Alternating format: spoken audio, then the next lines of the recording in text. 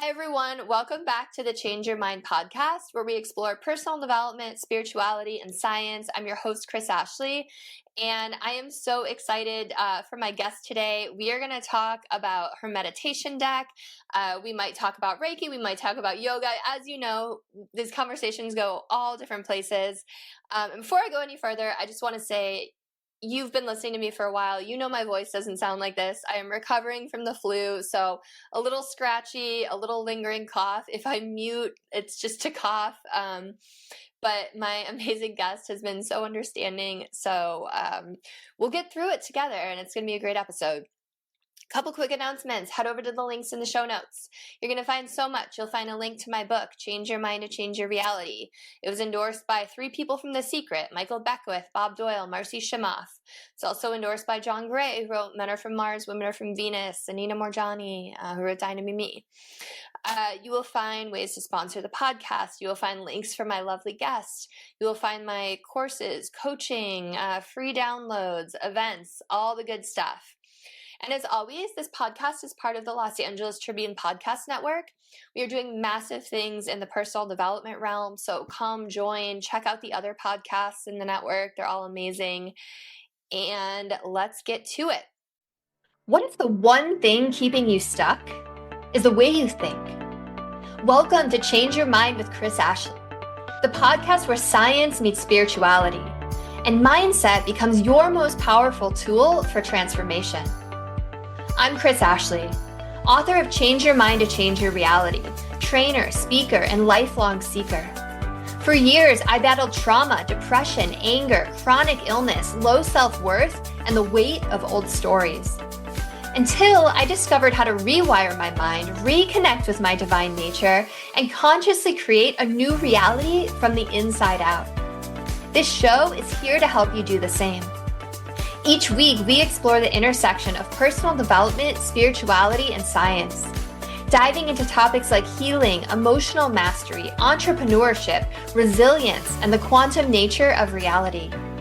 You'll hear powerful stories, gain practical tools, and real conversations that will help you change your perspective, get unshakable confidence, and live the vision your soul has always known is possible. Whether you're navigating a major life shift, building your dream business, or seeking deep healing and alignment, you're in the right place. So if you're ready to break through, take back your power, and create a life on your terms, this is your moment. Let's break free from the patterns that hold us back, awaken to who we truly are, and rise. Your transformation starts now.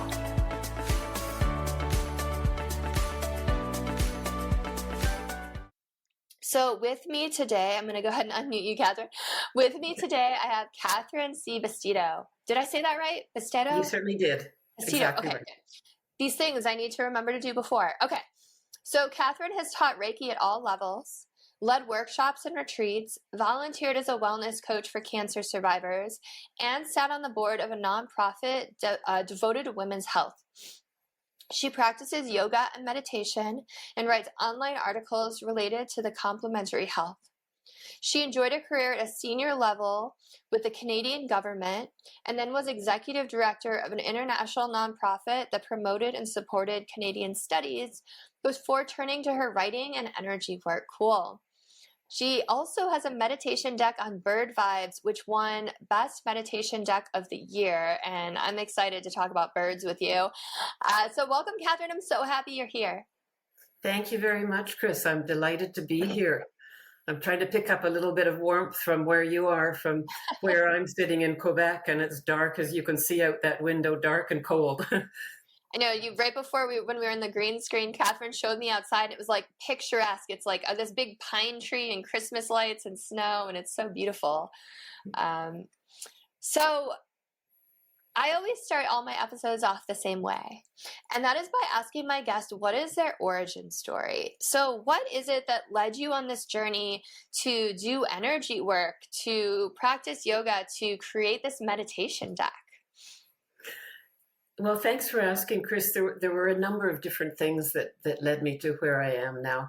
And I'd say the first one is my early childhood, because I grew up north of Lake Superior in a pretty remote community, a small town of 1,500 people on the North Shore of Lake Superior, surrounded by the bush, the trees, the woods, and that developed my love of nature, my love of all aspects of nature. And where I live now in Gatineau, Quebec, I'm near the forest, near the woods, not quite the bush like in the further north, but still near the woods. So I love nature, and that was very formative for me.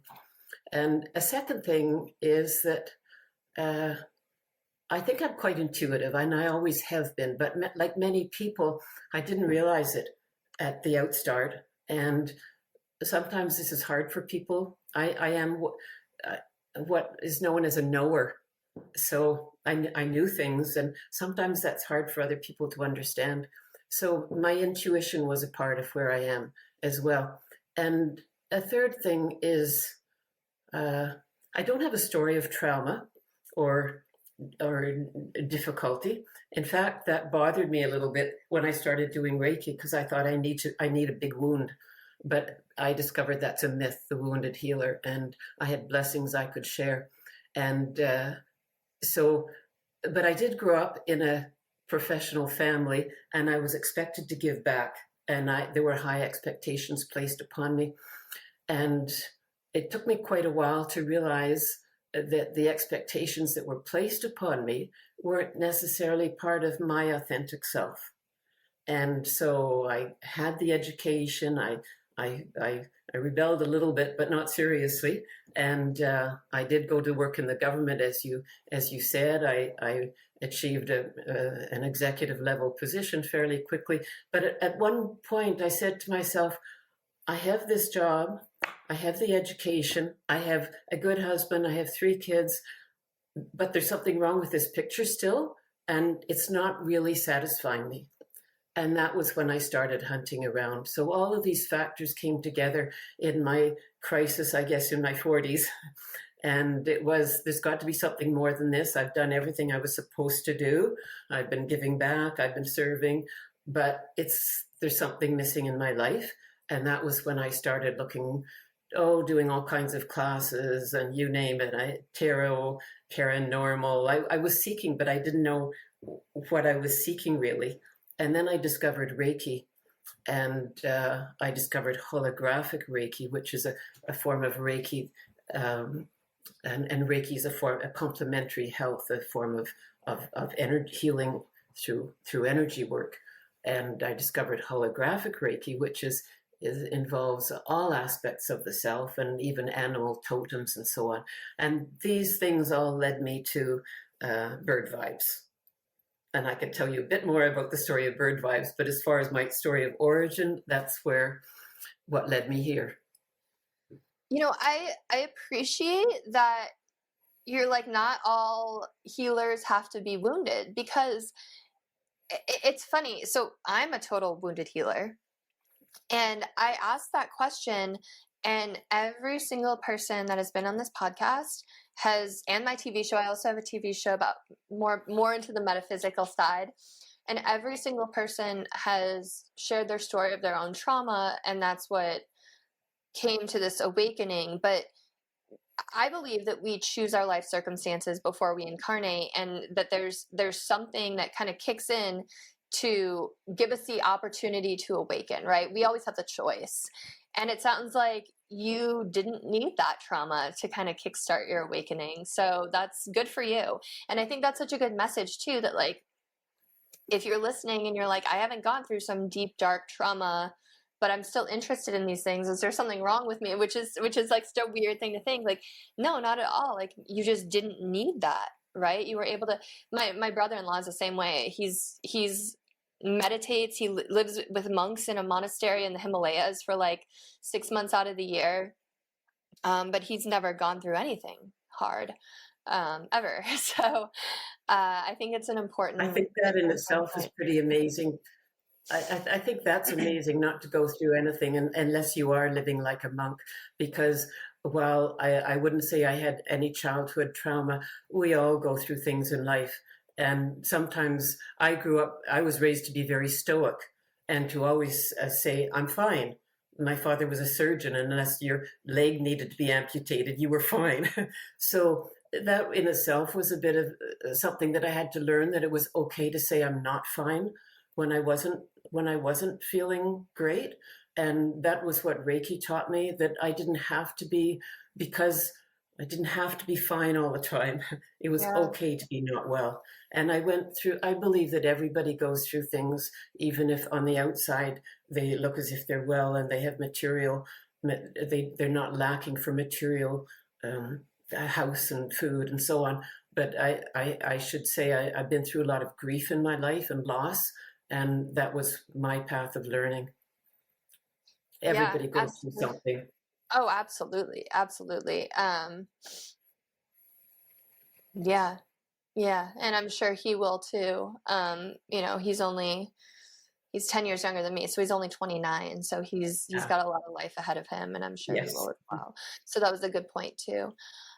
So I want to ask about holographic Reiki. So I've done my like Reiki level 1, and I literally only ever do it on my husband. I did it on my dog twice, and she threw up one time, and I was like, it freaked me out so bad. And I'm sure she had to like get something out, right? And it was probably good, but I was like, whoa, this is real, this is powerful. So I just do it on my husband when he wants to relax or is had a bad day. So I don't know as much about it, but I've never heard of holographic Reiki. So I would love to just hear a little bit about that. Sure. Well, I took Reiki the first level like you, and I used it on my family and friends for a number of years. And then a colleague died very suddenly of chickenpox, beautiful young woman. And it really struck me, and I thought, there's got to be more to life. Life is fragile. And I said to myself, what is it that I haven't done that I need to do? And the answer came loud and clear: Reiki. So I decided I needed to learn more. And I looked around and I found a teacher in Ottawa, Canada, of this holographic Reiki. And I found that she worked with nature, and that was what drew me to her. And and my clients who come to me now are very much people who are drawn to my love of nature and my use of Reiki through nature. And holographic Reiki is a very intuitive form of Reiki, and that appealed to me also. And this teacher, whose name is Julie Desmarais, she was working very much with animal totems and spirits. And I don't know if you know of Ted Andrews, who has since passed away, but he's written a number of books about the symbolism of birds. And I have a literature background, so I love symbolism and archetypes, and that appealed to me also. And I walked into this woman's office. I was working for the government at the time, and in the era when I was working in finance, and I had my navy suit on and my heels, and I walked into her office with angels all over the walls, and I thought, what am I doing here? Where am I? This is crazy. And I went into her office, and the first thing she said to me was, Catherine, you have a hawk on your shoulder, and its wing is wounded. And I thought, good grief, Hmm. this is not what I bargained for. And it turned out, as I explored this holographic Reiki and the symbolism in Reiki that she was using, that the hawk is a symbol of, of the messenger. And she said, you have messages to deliver, and you have words to give out to people. And I was quite taken aback, as you can imagine, but I was very intrigued, and I took many classes with her. And then I've studied other kinds of Reiki as well. And I'm a master in Usui Reiki and in Karuna Reiki. But the holographic aspect has always appealed to me, because it helps us, birds, trees, animals, they help us understand ourselves when we look for the messages in nature, and how it soothes us and calms us. And I think the Japanese understood this long ago. They talked about Shinrin Yoku, which is forest bathing, which has become quite popular now, where people go out for a walk in the forest. And I don't think they'd be doing it where I grew up, but they'd be doing it in some places that was more lighter woods, I think. So that's holographic Reiki. It's exploring all aspects of the self from at a cellular level, going back into even our farthest past. Thanks for that explanation. So as soon as I heard that you are all about bird spirits, I wanted to ask you something, and it's interesting because it's about a hawk. Um, and I have this little story that hopefully you'll be okay with me sharing because I'd love to get your insights on it. And we just switched platforms, so here we are again. Um, so a couple of years ago, I had this dog who was like my heart dog. Her name was Soda Pop. She was like my child, and this is before I had my actual child. And on the day she died, we knew that we were gonna put her to sleep, and we were waiting for the home hospice person to come over. We had about half an hour with her, and my husband and I were just, we set her up in her bed overlooking our sliding glass doors to our backyard where she like loved to sit and watch the squirrels. And we were having this really beautiful, peaceful moment with her. We were telling her we loved her. We were telling her a life story, like just having this moment. And then out of nowhere, this hawk comes down, and we don't really see hawks where we are, like up close. And it grabs a squirrel and it pulls it up into the tree. And we're like, oh my God, this is so violent and morbid. And like, we're like having this beautiful moment, and there's like carnage happening outside, but like, we're going to just put it out of our mind and just be present with her. So, she passes, I had an amazing experience with her, where shared death experience. But later that day, the hawk showed up again. And then every day for the next 2 weeks, this hawk would show up, and it would be like weird. Like we would feel something looking at us outside the window, and we'd look, and it would be like right there looking in the window at us. Or like it left us this beautiful, perfect feather that I still have. Or it was just everywhere, and we don't really like see him ever. And for 2 weeks, every single day it showed up. So as someone who is all about bird spirits, I would love to hear your take on it. I've well, there's a few things in that. It's a really interesting story. I'm not surprised at all. I've been told by many people that when a loved one has passed away, a particular type of bird keeps showing up. Sometimes it's quite often cardinals, actually. Hmm. And no matter where someone is situated, with cardinals in Canada and the United States, it's quite often cardinals for some reason, which I don't know. But I do think it's sometimes it's the type of bird is a bird that you can connect with.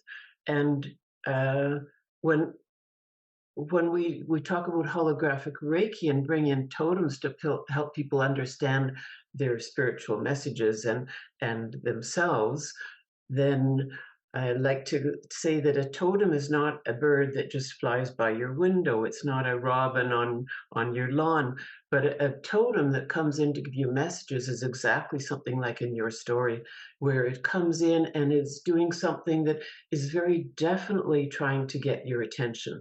So I do believe that the meaning is for you to take out of it, and it could certainly be about your dog, and that bird was coming in as a messenger, saying maybe I'm still around, I'm still here, and I'm there for you. And before we started this session, and I mentioned to you that I had chosen a card for you, and the card is like a hawk. Stop it. So Seriously? yes, I'm quite serious. It's right here. It's actually a this is the You know card I what? Oh chose my gosh. Can I just tell you, it's her birthday today, my dog's birthday. today. Yeah, today, Oh my December goodness. 10th. Well, the card I chose for you before I had ever said a word to you and Yeah. intuitively picked a card for you, it was a broad-winged hawk. And this Amazing. is Oh my God, I have goosebumps. That looks like the hawk. Oh my so gosh. would you like to know the message of the hawk on this Yeah, card? I'm covered in Because goosebumps right now. my cards always fly, I'm told, to where they're needed and where the messages should go. And so the card, each of my cards has a color, they're color coded because they're connected to the chakras. So there's 7 cards for each chakra. So this bird is in the sixth chakra. So your third eye, as you know, it's a broad-winged hawk. It says, act boldly on your intuition. So it's very much about your intuition. And may I read it? Yeah, This please. this The small broad-winged hawk lives in forests. They swoop from their perches quickly, catching prey by surprise. Follow your inner guidance without hesitation, even if it takes you to unexpected places. Hmm. So that's the message for you. It's about your intuition, to follow your intuition, even when it seems like, why would I do this? You go with your intuition. And I certainly think that hawk is coming in for you, especially today. Each of the cards in this Bird Vibes deck, which I'll just show here. Does that picture show? Um, Yeah, yeah, yeah, we can see it. Beautiful so owl. yes, it's a snowy owl. It's the emblem of the deck, which is also the bird of Quebec, our national bird of Quebec, the snowy owl. And so each of the cards has something about the bird, so it's interesting for people who want to learn about birds. And then it goes into the spiritual message, and it's connected to the chakras. And there's a booklet that comes with it, and the booklet is I call this a meditation deck. It's not a tarot. It's not an oracle deck. It's a meditation Mm. deck because it's meant for people to use and to think for themselves and to meditate with it and think, well, what does that mean for me? For example, in your card, if after the show you sit with that message and think, well, was there an occasion where I was called to use my intuition and maybe I did or I didn't, or perhaps it will come up in the future and you'll think of the card and then there will be that message. Oh yes, but the card said, go with my intuition no matter what. So I'm going to do this crazy thing because my intuition says go with it. So that's how the cards work, and there are various ways in the guidebook that show how the chakras are connected. In fact, there's a really great chart that we put together, which we called I call a chakra chart, but it's connected to birds, so that tells which of the birds are in which chakra and what is the meaning of the aspect of that bird connected to that chakra. So there's quite a bit to look at and think about in the cards, I think. That's so amazing. So in the booklet, is there, I know like with oracle cards, there'll be like a page in the booklet for each card. Do you have that in the in the card or Well, in in the book fact, too? the book beautifully repeats all of the cards in the book. Okay, so it's the same thing. So Okay. each you can use the book on its own, in fact, because all of the cards are in here. And there's a card for each season as well, Hmm. which is a longer message. So sometimes people use it in the seasonal card along with the card for the bird. And as I said, there's 7 cards for each chakra, plus 1 card for the 8th chakra, which I like to include, which is the snowy owl, which says that all things are possible. How wonderful. So how did you come up with the messaging for each bird? Was that all intuition? Well, as I mentioned, the first part of the message is factual. So I was very careful about my facts about the birds. And in fact, the entire deck has been verified by an ornithologist, so it's completely accurate from an ornithological point of view.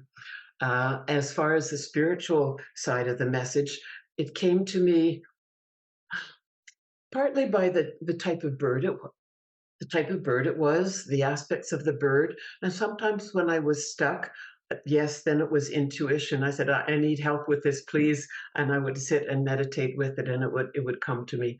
So it was quite a combination of things. I loved birds from when I was young. My mother was very intuitive and loved birds. And so I'd grown up with listening to birds. And each of the cards in this deck represents a bird that I've had some special experience with, and a few of those are outlined in the book. And most of them are in Central and Eastern North America, all North American birds. Some of them would be city birds, some are country, and so the message of the bird is often tied to the type of bird it is and where it's located and its color and so on, and where it seemed logical. So there's the very first one. That's the Canada Goose. It's a number one card Just heard in him the root overhead. chakra. Well, you see, it's about the stories that they tell and community that we all, well, Mm. a lot of people know they fly overhead and they're in community, so that's very much a root chakra bird.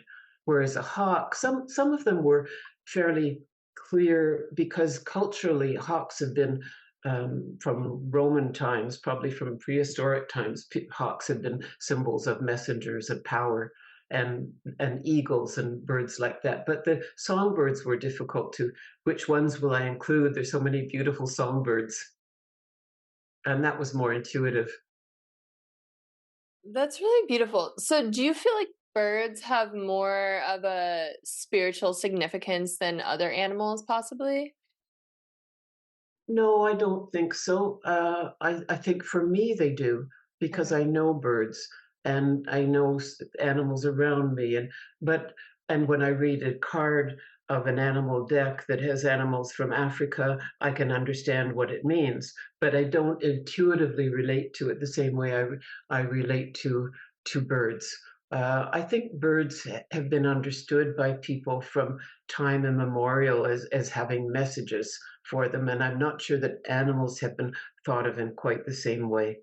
Uh, but I certainly think it's important to understand all aspects of nature, and not just the animals, but the trees.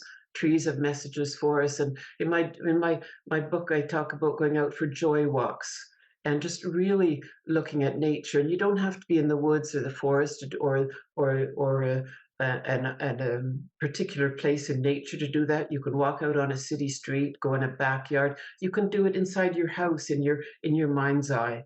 But connecting with nature is just so important, and sometimes we just don't take the time to do that, I think. So I believe all of nature has messages for us. Yeah, I mean, absolutely. We're inherently connected to nature. It is us, right? That's right. And there's so many studies that prove that your nervous system regulates when you're in nature and take that time to ground. I was just asking about birds because I think you kind of mentioned too. And so I have my other TV show called Beyond Reality, which is all about metaphysics. And I just had Paul Perry on, who co wrote all the near death experience books with Dr. Raymond Moody. And I was telling him that story too. And he was like, kind of like you said, he's like, when people have near death experiences or pass on, like birds make themselves known. So I think, and when I looked it up, the hawk specifically after, it was like they're messengers from the afterlife. So, and there's all those stories about people losing loved ones and then like a feather will appear or something. So Mhm. it feels like birds are really connected to the spirit realm for some reason or another, or there are connection to it in some way. I I don't know. think spirit connects to us in the way that we will understand. Mm, yeah. So that if somebody, birds are more commonly understood. And Uh, I might see an animal or an insect that I would connect with as well, but not everybody relates to insects. Some people told me, "Oh, you should do a book on insects and a deck on insects," and I tried, but there's certainly some wonderful insects I love, and there's some I thought, no, I'm sorry, I just can't relate to that. I can't do a whole deck on it. Um, Yeah. but birds people relate to, and I think spiritual messages come to us in a form that we can understand, and most people can understand birds. I think in all the time I've been working with messages from birds, I've met one person who said, "Oh, I don't like birds." Oh, okay, that's fine. That's interesting. I wonder what Mhm. their past life story with a bird is. Yes, yes, there was something there. We just Yeah. moved on it. Yeah. So, do you bring in when you do your Reiki work, do you bring in your work with bird spirits too? Like do you try to bring it all together to help people? I do because at the outset, when I have a client, I usually offer them a bird card to choose, and often it's a bit of an icebreaker for one thing if when there's a new client, and secondly, that message will often come into the Reiki session. Mm. So, and the person will say, "Oh my gosh, that's exactly what I was thinking." And the message may be a confirmation that they're on the right path, or it may be something totally different. For example, one time I had a man and he chose a Bird Vibes card that he didn't like the message. And I said, "Well, choose another one. I'm fine. You take another one." And I'm usually very careful. I just have one deck of cards. It so happened that I had one extra card in that deck that day, and he Oh chose no. the same card.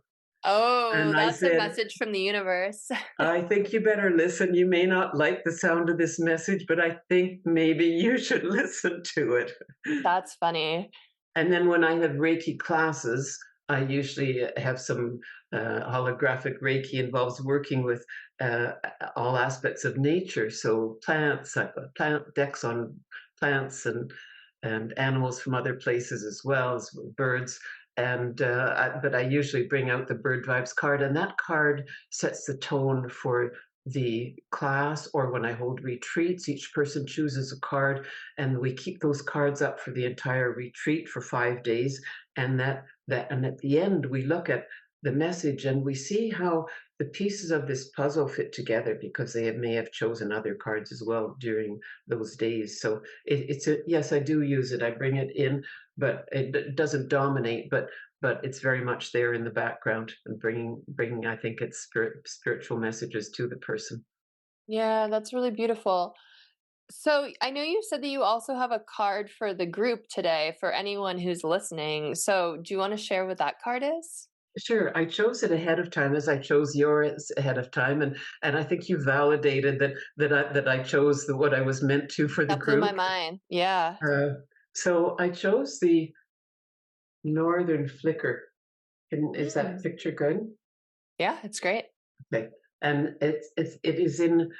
You can see the color is green, and that is the color of the heart chakra. So I've chosen a color card for the heart chakra. Numbers mean something to many people, and this is card number 23. And I should have told you yours was number 39 in case that means something to you. I'm Uh, 39 years old. Maybe that's why. well, there you go. There's often something. So for your listeners, I've chosen card number 23 in the heart chakra, and the primary words are "live in the moment," Mm. which is often a challenge for many of us, I think. And it says the northern flicker has a white rump patch that is clearly visible in flight. This woodpecker, it's a kind of woodpecker, taps out loud rhythms that reverberate long distances. Delight in the heartbeats around you, the places you are in, and the people you meet. So it's about being in the moment and choosing to be joyful in that moment and to recognize the heart of the other people around you. And this is very much fits into Reiki as well, because one of the principles of Reiki is just for today, Mm. just for today. I love that message because, like you said, it's so easy to get caught up in our heads or with past fears or future anxieties or our story or, even like how many emails you have in your inbox and like your to do list. And we hear this all the time, like, live in the present moment. But Yes. I think it can be really hard, for It a lot of is people. hard. For me, it's hard too, I'm not above anything, and I think that's such a beautiful reminder that everyone could use. I think when I was working for the government in management, we used to have to take courses in time management all the time. And how do you manage your time? And they would tell us things that I already knew. But, it doesn't matter how many times people would tell me to make my lists and do this and that, and I knew it, I still needed those reminders. And I think this is a little bit the same. We know in our brains that we should live in the present, but to take that message into our heart, it needs reminders from time to time. How do I you, think if someone's listening right now and they're like, how do I even like be in the present moment? Like, what does that mean? Do you have any really good tips to ground people in the present? that's a really good question. Um, well, I think you used a key word there, and that word is ground. And sometimes people aren't grounded. And if you're feeling not grounded and your mind, there's an expression in French which is flyer, which is means like you're flying all over like that, flyer. Yeah, what a great expression for it. It is. It's that probably a Quebec expression. You'd even say somebody is flyer, meaning that they're all over. Yeah. Their energy is crazy. So if your energy is like that and you've got 20 things you have to do, and we're in a very, here anyway, it's a very busy season because Christmas in Canada, the Christmas season is like Thanksgiving, I think, in the States, where all families come together. It's much more important than Thanksgiving. So this is our busy, busy time getting ready, whether people celebrate Christmas or not. It's the seasonal aspect of this time and our holidays and that's important. So there's many, many things to do. People are super busy, and they say there's more need for Reiki now in December than any other time of year. So this is when we need to ground ourselves. So, and in order to be in the moment and to be able to accomplish what we want to accomplish, or just to accept that maybe some days we don't have to accomplish something, we just need to be and to have a cup of tea and sit and be quiet, or to meditate and or to go for a walk and just take time out and be, have a bath, whatever you can work into your schedule. And I know I have many busy mums, for example, in my practice, and I've been there, done that, so where it's almost impossible. And somebody will say, well, just relax, take time. And you can't always, but you can take 10 minutes.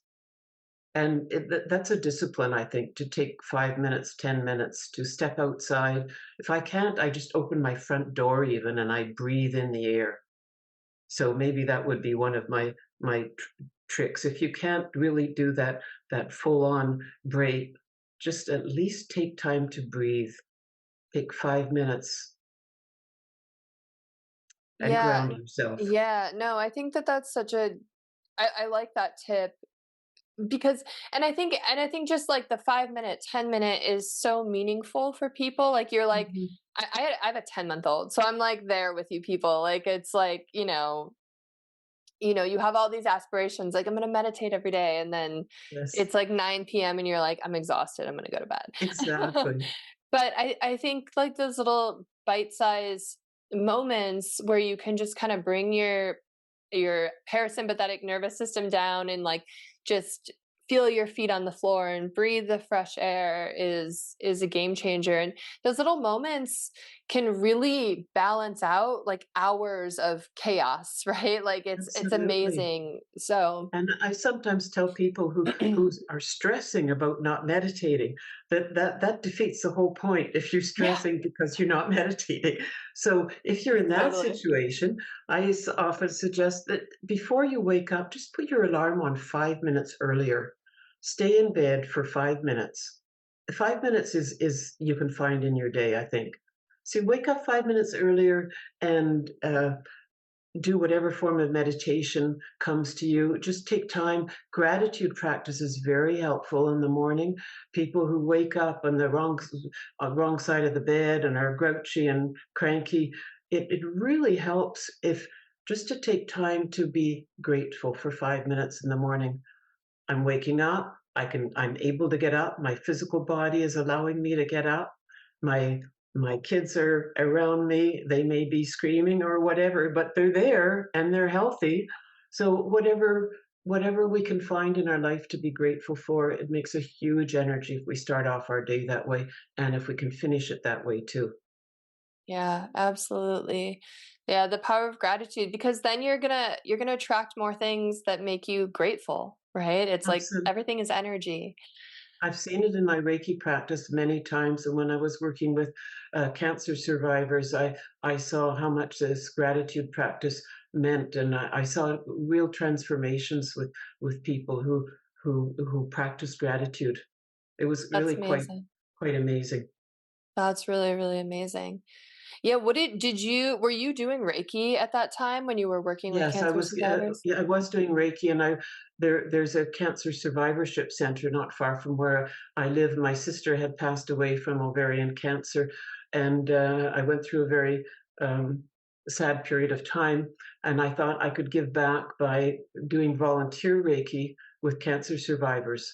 And I think sometimes someone's passing brings about other things. And if my sister hadn't passed away from cancer and I hadn't gone through that period of grief, I wouldn't have started doing volunteer Reiki with cancer survivors.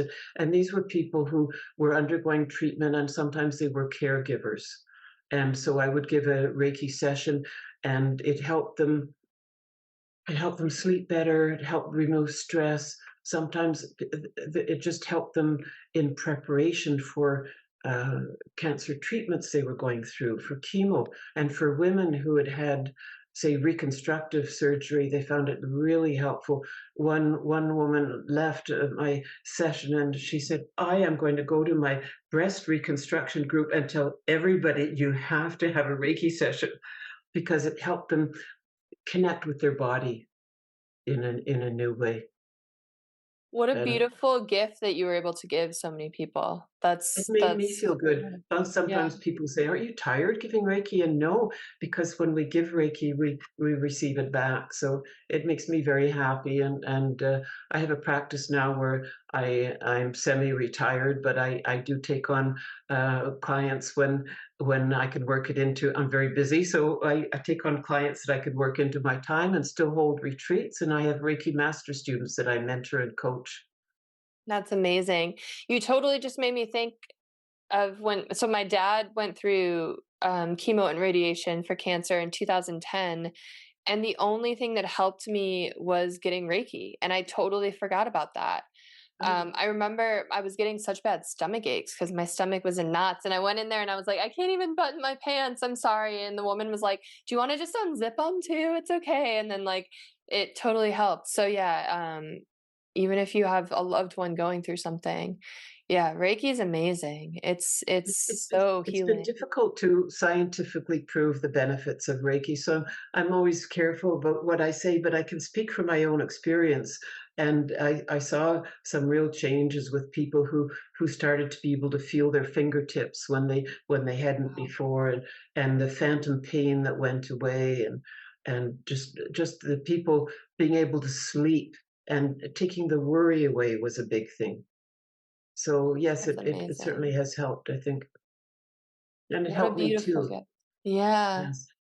I I mean, met such wonderful people who were so strong, and I would think, "Oh my gosh, I don't know what I would be like if I were going through what this person was going through," and we never know till we go through it, I think, but I saw the strength of the individuals that I saw really helped me and gave me some very good life lessons, I think.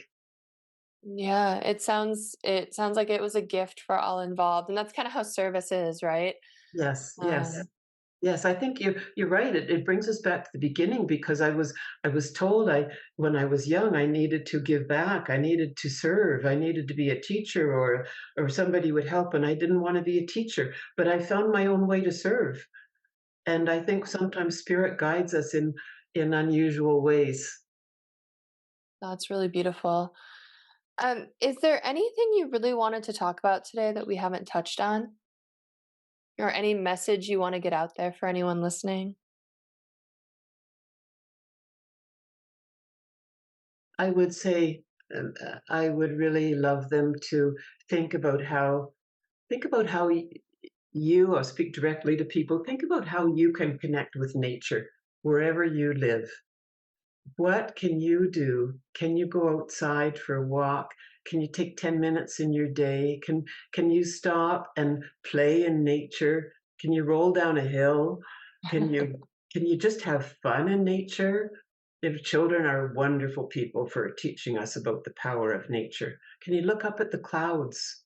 We can all see the clouds and the sunrise and the sunset. Just stop and pause and think of the blessings that we have around us and how this can bring some peace into our heart, because there are difficult things going on around us in the world. And I find that for myself, I need to ground, and I need to bring in these aspects of nature, and bird song is my um, and whatever aspect of nature it might be, to help me to stay in my place where I can be in my light and help pass on light to other people as best I could, and think about how you all have that gift of intuition and of the light within you. So speak, let nature guide you to your authentic self and your own light. It's a really beautiful message, and like we when you were talking about there's all difficult things going on in the world, but we all share this beautiful planet, right? Absolutely. Yeah, and we're all connected to it. Catherine, it has been such an absolute joy to talk to you today. Thank you so much. And I'm sure people want to know where they can connect with you, where they can if they want to work with you, if they want to buy your deck, if you wouldn't mind just sharing all that with people. Absolutely. I'd be delighted to hear from any of your listeners. My website is catherinecbastedo.com. That's Bastedo. You probably will post it somewhere. So Mhm. catherinecbastedo.com. You'll see my website there and something about my birds. The Bird Vibes cards can be purchased in any major store like um, Barnes and Noble in the US or Amazon or Chapters in Canada, any major store, and some of the smaller ones. And you can feel free to email me at contact@catherinecbastedo.com. That's on my website. If you have stories about birds that you'd like to share or questions, and my retreats are posted on my website as well. I've had listeners this last summer. I had someone come from Wisconsin to Northern Ontario because she'd heard one of my interviews, and we had a Oh, wonderful time.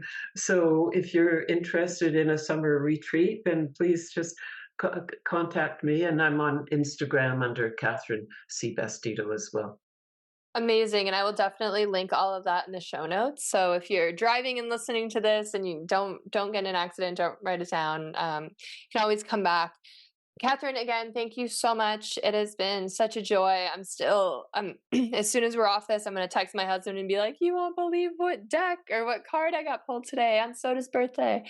So it totally blew my mind. If you're listening, please check out Catherine's website, her Instagram, her retreats, all the things, her Bird Vibes deck, and send this to someone you think might resonate with it. Let's all help uplift each other. Have a beautiful rest of your day, everyone. I'll see you next time. Thank you, Chris.